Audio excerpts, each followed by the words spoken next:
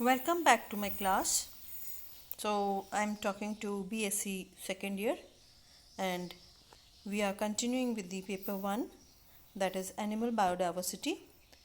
आज हम फाइलम हेमिकॉर्डिटा के कैरेक्टर्स और क्लासिफिकेशन के बारे में पढ़ेंगे.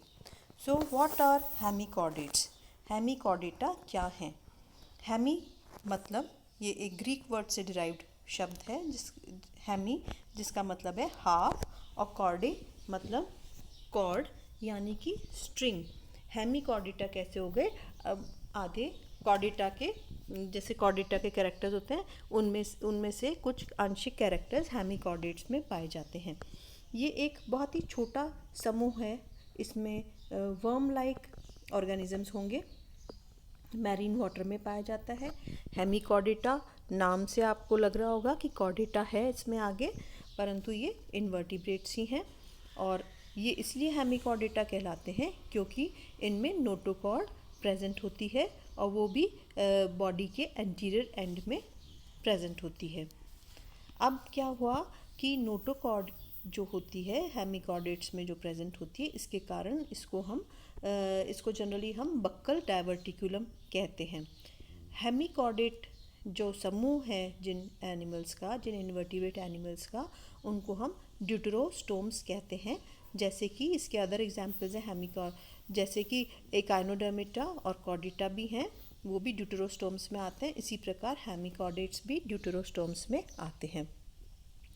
पहले ये एक सब फाइलम, कॉर्डेटा के एक सब फाइलम के जैसे माना जाता था, परंतु अब ये इसको इंडिपेंडेंट फाइलम जैसे माना जाता है. और हेमिकॉर्डेट्स क्या होते हैं? ये एक इवोल्यूशनरी लिंक होते हैं बिटवीन इकाइनोडर्मिटा एंड कॉर्डेट्स. पिछली क्लास में मैंने आपको इकाइनोडर्मिटा के कैरेक्टर्स और क्लासिफिकेशन बताया था, और उसमें हमने स्टारफिश एनिमल जो था उसके detailed morphology and classification and other systems भी पढ़े थे. तो हम देखेंगे कि हेमिकॉर्डेट्स ये इवोल्यूशनरी लिंक है बिटवीन इकाइनोडर्म्स एंड कॉर्डेटा. इसका मतलब क्या हुआ कि इसमें इकाइनोडर्म्स के कुछ कैरेक्टर्स हैं और कुछ कॉर्डेटा के भी कैरेक्टर्स पाए जाते हैं. अब हम इसकी डेफिनेशन पर चलते हैं कि व्हाट आर हेमिकॉर्डेट्स. हेमिकॉर्डेट्स कैसे होते हैं? ये मैरीन मतलब समुद्री जल या लवणीय जल में पाए जाते हैं. इनकी बॉडी सॉफ्ट होती है, बायलेटरली सिमेट्रिकल होते हैं. एक काट से बॉडी दो बराबर हूबहू भागों में विभक्त की जा सकती है. इनमें बॉडी सिलोम पाया जाता है. ये इनका आकार वर्म लाइक होता है. कैसे वर्म्स होते हैं, जैसे अर्थवर्म देखा आपने, उसका आकार कैसा होता है, उसी प्रकार से ये हेमिकॉर्डेट्स का भी आकार होगा. इनमें नर्वस सिस्टम ज़्यादा वेल डेवलप्ड नहीं होता. इसमें बक्कल डायवर्टिकुलम, मैंने कहा था ना आपको पहले कि जिसमें नोटोकॉर्ड प्रेजेंट होती है एंटीरियर एंड पे, जिसको कि हम बक्कल डायवर्टिकुलम कहते हैं. यहाँ पे हम हेमिकॉर्डेट्स में देखेंगे बक्कल डायवर्टिकुलम प्रेजेंट है. पेयर्ड गिल स्लिट्स प्रेजेंट है, परंतु यहाँ पे कोई वेल डिफाइंड नेफ्रीडिया नहीं प्रेजेंट है. नेफ्रीडिया क्या होते हैं? They are excretory organs. तो यहाँ पे हम देखेंगे इसमें कोई वेल डिफाइंड नेफ्रीडिया प्रेजेंट नहीं है. और बॉडी किन किन हिस्सों में डिवाइड हो गई है? 3 हिस्सों में डिवाइड होती है: प्रोटोसोम, मीजोसोम एंड मेटासोम. प्रोटोसोम मतलब प्रोबोसिस वाला रीजन, एंटीरियर वाला. मीजोसोम मतलब कॉलर वाला रीजन, और मेटासोम मतलब ट्रंक वाला रीजन.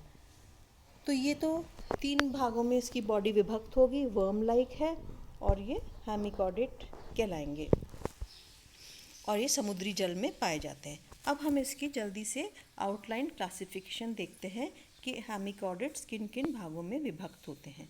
तो सबसे पहले फाइलम हेमिकॉर्डेटा है. इसकी 2 क्लासेस हैं, एंटेरोन्यूस्टा और टेरोब्रैंकिया. एंटेरोन्यूस्टा के जो एग्जाम्पल्स हैं वो हैं बेलेनोग्लॉसस एंड सेकोग्लॉसस. बेलेनोग्लॉसस की अपन पूरी लाइफ साइकिल पढ़ेंगे, डिटेल स्टडी करेंगे. तो ये 2 एग्जाम्पल्स तो एंटेरोन्यूस्टा के हो गए, और दूसरी क्लास जो थी वो टेरोब्रैंकिया थी. टेरोब्रैंकिया के 2 ऑर्डर्स हैं, रैप्डोप्लूरिडा एंड सिफेलोडिस्किडा. रैप्डोप्लूरिडा का एग्जाम्पल है रैप्डोप्लूरिडा, और सिफेलोडिस्किडा का एग्जाम्पल है सिफेलोडिस्कस एंड एटुबैरिया. तो ये तो इसकी हमने क्लासिफिकेशन पढ़ी. अब हम इसके जनरल कैरेक्टर्स डिस्कस करते हैं कि हेमिकॉर्डेट्स के कैरेक्टर्स क्या होते हैं, उनमें कौन कौन से ऑर्गन्स प्रेजेंट होते हैं और वो कैसे होते हैं, उनके हैबिटेट भी कैसा होता है। तो हेमिकॉर्डेट्स सिंपल एनिमल्स हैं, इनवर्टिब्रेट्स हैं, सॉलिटरी मतलब एकाकी जीवन व्यतीत करते हैं, समूह में नहीं रहते, एक दूसरे पे मतलब अकेले ही ये निर्भर करते हैं। दे आर वेल ऑर्गेनाइज्ड, अपने आप से अपना कार्य कर सकते हैं। या कई कई जो स्पीशीज़ होंगी वो कॉलोनियल होते हैं, सेडेंट्री भी होते हैं। सेडेंट्री होंगे means they are not going in for any locomotion, एक ही जगह स्थिर रहेंगे तब तो वो कॉलोनियल होंगे। और जो फ्री मूविंग होंगे तो वो सॉलिटरी होंगे। अब यहाँ पे हम देखेंगे, ये पहले मैंने आपको बताया कि they are marine animals, they are found in salty water, sea water में मिलते हैं। और यहाँ पे क्या होगा, ये सिलेक्टिव फीडर्स होंगे। फीडर्स मतलब कि यहाँ पे अगर ये समुद्री जल में रह रहे हैं तो यहाँ पे वाटर करंट के साथ इनके फूड पार्टिकल्स आएंगे तो उसका ये भक्षण करेंगे। अब हम तीसरे पॉइंट पे चलते हैं। तो पहले भी बताया मैंने, इनकी बॉडी सॉफ्ट होगी, बायलेटरली सिमेट्रिकल होगी, सीलोम पाया जाएगा और ये वर्म लाइक है, ये पहले ही बता चुकी हूँ मैं। अब क्या होगा कि ये समुद्री तल में पाए जाते हैं, समुद्री तल में मिट्टी चट्टानें इस तरह से पाई जाती हैं। तो ये वहाँ क्या करते हैं, समुद्री तल में उस मिट्टी में बरो बना के, बरो यानी एक गड्ढा, छोटा सा गड्ढा या टनल जैसा बना के उसमें रहते हैं। और कुछ जो होते हैं वो समुद्र के तल में जो पाई गई होती हैं चट्टानें, उनके नीचे छुपकर रहते हैं। अब बॉडी मैंने आपको पहले भी बताई, बॉडी 3 भागों में विभक्त है, प्रोटोसोम, मीजोसोम एंड मेटासोम। प्रोटोसोम मतलब प्रोबोसिस वाला रीजन, जो इसका मस्कुलर रीजन होगा एंटीरियर एंड पे, वो प्रोबोसिस कहलाएगा। इसमें एक शॉर्ट कॉलर रीजन होता है, उसको मीजोसोम कहते हैं। और एक बहुत ही लंबा सा जो होता है, वर्म लाइक बताया मैंने, तो ट्रंक रीजन सबसे लंबा होता है।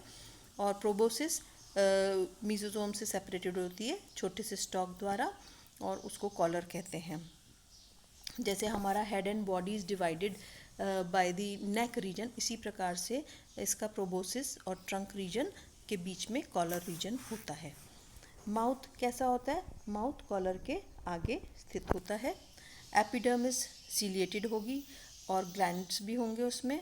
क्यूटिकल नहीं होगा क्योंकि हमने कहा यहाँ पे कि ये सॉफ्ट बॉडीड एनिमल्स हैं, इसमें क्यूटिकल नहीं होगा।